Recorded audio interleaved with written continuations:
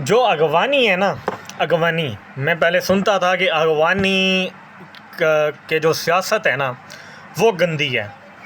यहाँ पे अगवानियों की सियासत तो क्या, अगवानियों के बच्चे भी नमक हराम है और अगवानी लोग भी नमक हराम है। मेरे साथ 2,20,000 का स्कैम हुआ है और $823 का जिस अगवानी ने किया ना मेरे साथ स्कैम, बेटा तू अब उस दिन जिस दिन मेरे साथ स्कैम कर रहा था तूने बोला मेरी माँ बीमार है और मेरी बेटी भी बीमार है।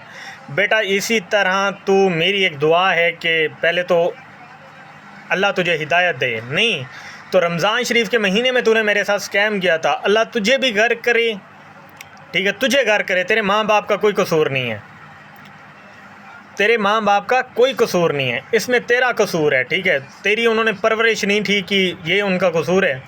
बेटा इसी तरह अपनी माँ के बेटी पे अगर बाप भी ज़िंदा होगा तेरा तो तू इसी तरह पानी भरता रहेगा, ठीक है। मेरी ये बद्दुआ है, ठीक है। मेरे साथ जो हुआ है, मैंने जितनी अभी तक भी स्ट्रेस में फिर रहा हूँ, मैंने अभी तक पेमेंट देनी है अपने सर की, सो वो मैं जानता हूँ, ठीक है। मुझे पता है और मेरे अल्लाह को पता है और मेरे पास अल्लाह पाक मेरे लिए आसानियाँ फरमाएगा। लेकिन मैंने ये बात इसलिए वीडियो बनाई, मैं 1 मंथ के बाद वो वीडियो बना रहा हूँ, मैं अब जाके उस टेंशन से निकला। अस्सलाम वालेकुम, क्या हाल है तमाम भाई, ठीक है, खैरियत से। उम्मीद करता हूँ कि आप सब लोग खैरियत से होंगे। मेरा नाम है मोहम्मद जलाल और आप देख रहे हैं मलिक जलाल यूट्यूब चैनल। अक्सर बाज़ात मेरी कभी आपने फेसलेस वीडियोस कभी नहीं देखी, और देखी भी हैं तो मेरी आइडेंटिटी वेरिफिकेशन के रिलेटेड वीडियोस देखी हैं, और या तो आपने कभी मेरी डिक्लाइन पेमेंट के रिलेटेड वीडियोस देखी हैं। और ना तो ये आज की वीडियो कोई डिक्लाइन पेमेंट ही पे है, ना आइडेंटिटी वेरिफिकेशन और किसी चीज़ के रिलेटेड नहीं है।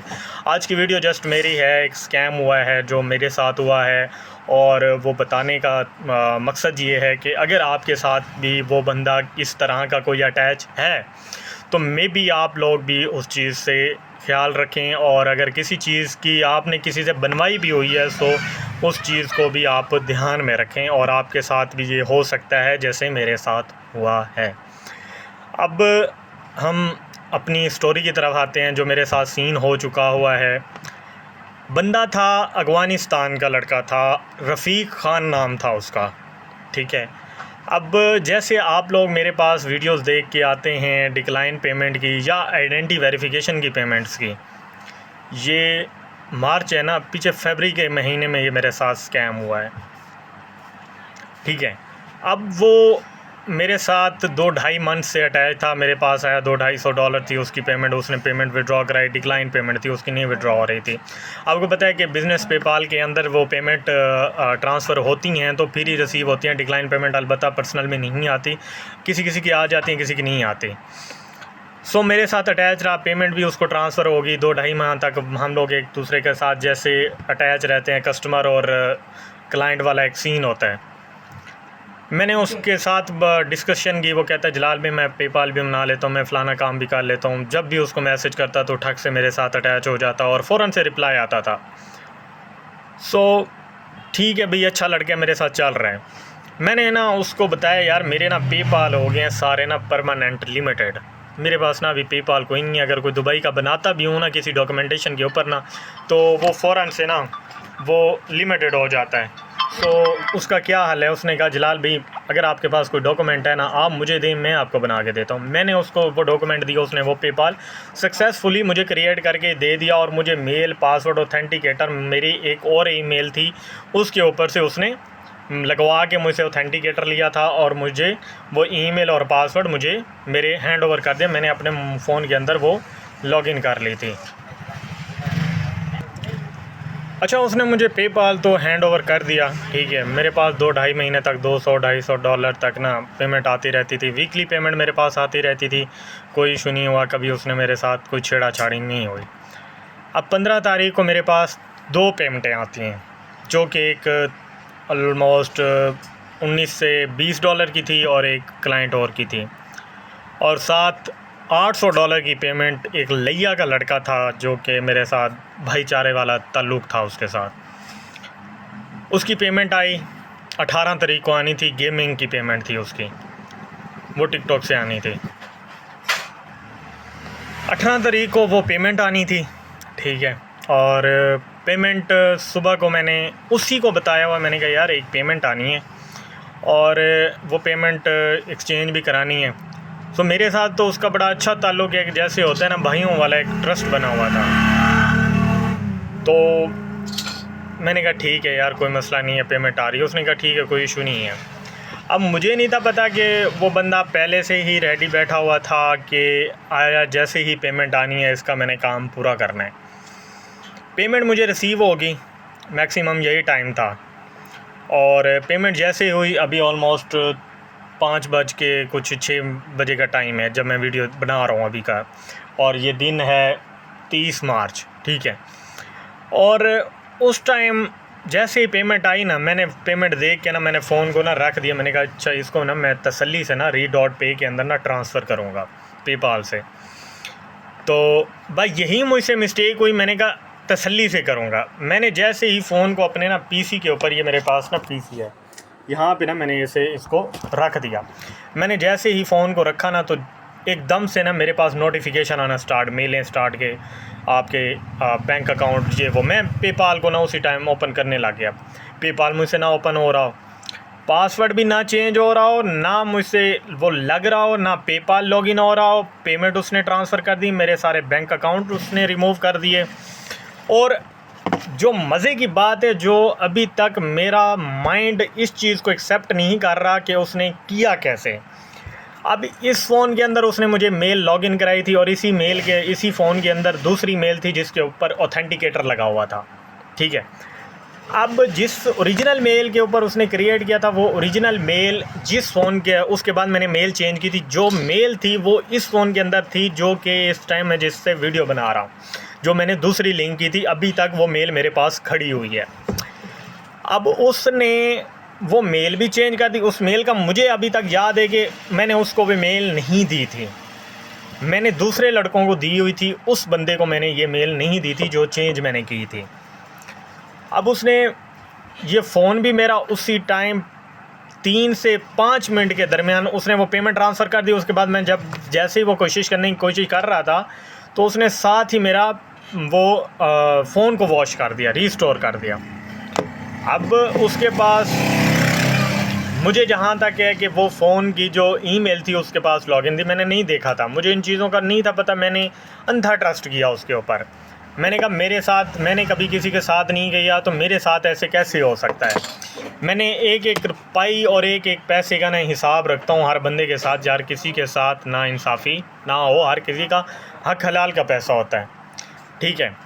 मैंने उस बंदे को ना, जिस बंदे की पेमेंट थी, उस बंदे ने मुझसे कहा कि जलाल भाई ये सारा कुछ आप ही करके बैठे हो, आप झूठ बोल रहे हो। हत्ता कि मैंने उनको यहाँ तक बताया कि यार मेरे पास आ जाओ, आके देख लो कि मैंने ये नहीं किया। मेरे साथ आपका ऑलमोस्ट 6 से 7 मंथ का एक कनेक्शन है। आप मुझे देखें कि मैंने आपकी 2-2, 4-4 लाख की जो पेमेंटें निकाल के दी हैं, कि कभी मैंने आपके साथ कुछ स्कैम किया हो, आप मेरे साथ 6 माह के साथ अटैच हो, आप ट्रांजैक्शन वो कहें नहीं भाई आप इस दफ़ा कर बैठे हो।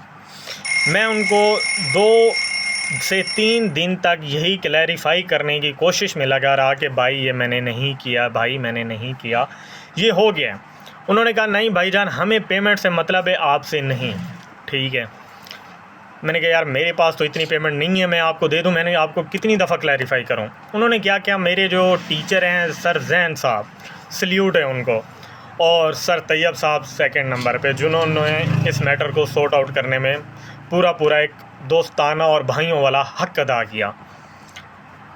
मैंने उन्होंने एक ग्रुप बना लिया, और उसमें वो बड़े बड़े पेपाल के एक्सपर्ट्स, और उसके बाद सर जैन साहब, तैयब साहब, और एक फ़ारूक जिनकी पेमेंट थी उनको भी वो ऐड उन्होंने कर दिया। वो जिसकी पेमेंट थी वो उसने ही एक ग्रुप बना लिया। अब मैं लंबी चौड़ी नहीं करूँगा, मैं शॉर्ट कर लिया आपको बताऊँगा। उन्होंने मेरा मैटर सॉर्ट आउट कराया। उन्होंने कहा कि सर जैन साहब को पता चला उनके पास एक जापान का अकाउंट पड़ा हुआ था जिसके अंदर एक पेमेंट थी, $762 की पेमेंट थी उनकी।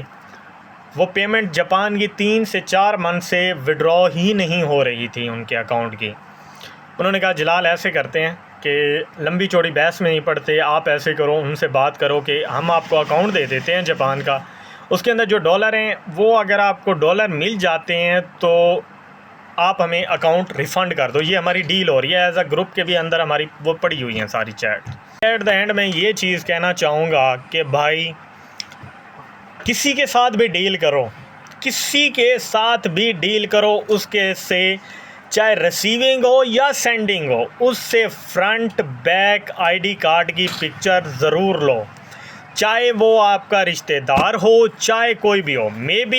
मुझे लगता है कि वो अफ़गानिस्तान का था, लेकिन एक दूसरी तरफ ये भी होता है कि यार वो अफ़गानिस्तान का नहीं था।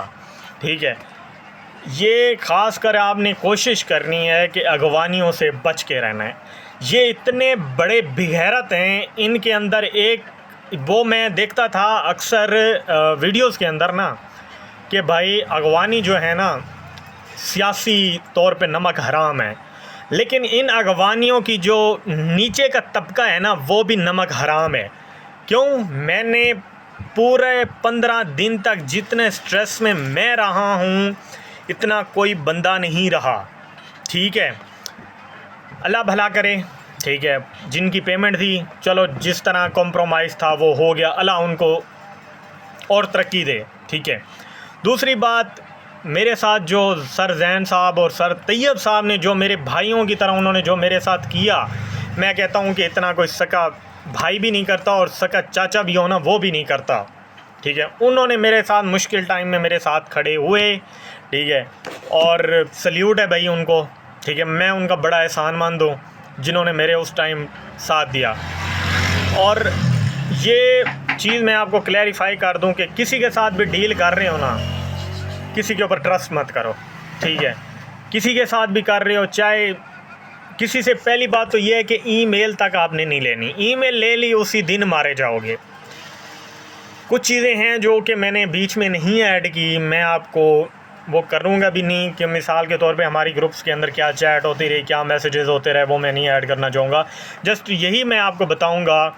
मैं अभी भी उस बंदे को बीच में मुझे दोबारा, मैं और मज़े की बात बताता हूँ, मुझे इस 15 को, इस मार्च की 15 को वो मेरे पास आया है। ये चीज़ मैं आपको दिखा देता हूँ। वो मेरे पास इस 15 को आया है, मुझे कहता जलाल भाई मेरे पास में $300 समथिंग आए हुए हैं। ठीक है, मैंने कहा ठीक है बॉस, कोई इशू ही नहीं है, बोलो। मैंने ना मैसेज उसका आया, मैंने पहले उसको बड़ी वॉइसिंग की हुई हैं, मैसेज आता, मैंने कहा जी जनाब। कहता, मैंने बोला का हुक्म करो। वो उसने मुझे मैसेज में दिखाया, यार ये पेमेंट आई है। मैंने कहा फिर से कर दिया है, इस बार भी कोई गेम करने तो का मूड तो नहीं है। ये मेरे पास फ़ोन है, शायद में भी आपको नज़र आ जाए, तो आप गेम करने तो नहीं है। उसने कहा नहीं जलाल भाई इस दफ़ा आपके साथ कोई गेम नहीं है, आप पहले ट्रस्ट टूट चुका है। मैंने कहा यार, वो उसने कहा $200 मैं आपको दूंगा, $100 मैं रख लूँगा। मैंने कहा अच्छा चलो क्या बात है। उसने कहा मेरे पास डॉलर नहीं है, मैंने ना $1 का कार्ड बाय करना। मैंने कहा यार जहाँ पर इतना लॉस बर्दाश्त किया वहाँ पे $14 का और भी लॉस बर्दाश्त कर लेते हैं। मैंने ना उसको ये $14 की ना $1 के अंदर ये देखें ट्रांजेक्शन लगी और सक्सेसफुल भी हो गई। ठीक है, ये उसके बाद मैंने उसको भेजा, मैंने कहा चेक करो पेमेंट ट्रांसफ़र सक्सेसफुल हो चुकी है। उसने बोला जी जी रिसीव हो चुकी है। ठीक है, पेमेंट चली गई उसके पास। उसने क्या किया, वो सारे मैसेजेस दोबारा से रिमूव किया, मुझे दोबारा ब्लैक लिस्ट किया और निकल गया। मतलब ये आपके मेंटली तौर पे आपके साथ खेलते हैं। ठीक है, पीछे जो मैसेजेस थे ये मैंने दोबारा वो किया तो ये दोबारा आए। मेरे पास पीसी में पड़ा था, वो पीसी से भी लॉग आउट पड़ी है। व्हाट्सएप मेरे पास होती मैं शायद आपको मैं भी दिखाता। सो कहने का मकसद यही है कि भाई किसी पे ट्रस्ट ना करो, और ख़ासकर अफ़गानियों के ऊपर तो मत ही करो, तो बेहतर है। ये लोग किसी के यार नहीं हैं। हाँ, पाकिस्तान के अंदर है तो पाकिस्तान के अंदर बंदा किसी ना किसी वे से, किसी ना किसी तरीके से पाकिस्तान के किसी भी कोने में हो ना बंदा, हम पहुंच सकते हैं। ठीक है, मैंने इदारों के पास भी नहीं किया। मैंने कहा यार इस मैटर के रिलेटेड बंदा किसके पास जाए, वो कहेंगे दिमाग को फारिग होगी, वो पागल हो आप लोग, आपका जहन दिमाग काम नहीं करता, आप अंधाधुंध किसी के ऊपर इतबार कर रहे हो। मैंने जिसके साथ भी बात की उसने यही कहना था मुझे। सो यहाँ तक बात क्लोज़ होगी। अब लास्ट में फिर वही बात करूँगा, किसी पे ट्रस्ट ना करो। अल्लाह आपको अपनी हिफ्ज़ व अमान में रखे। मेरा वीडियो बनाने का मकसद यही है कि आपको भी एक चीज़ मैं गाइड कर दूँ किस सिचुएशन में मैं बैठा हूँ। मैं आज 30 मार्च है और मैं आज जाके वीडियो बना रहा हूँ। मेरे साथ फरवरी में ये जाके मसला हो रहा है और मैंने इसीलिए वीडियो नहीं बना पाया। मैंने कहा यार नहीं, दिल ही नहीं मान रहा था कि यार आया रमज़ान शरीफ उस टाइम स्टार्ट था यार, रमज़ान शरीफ के महीने में उसने किया।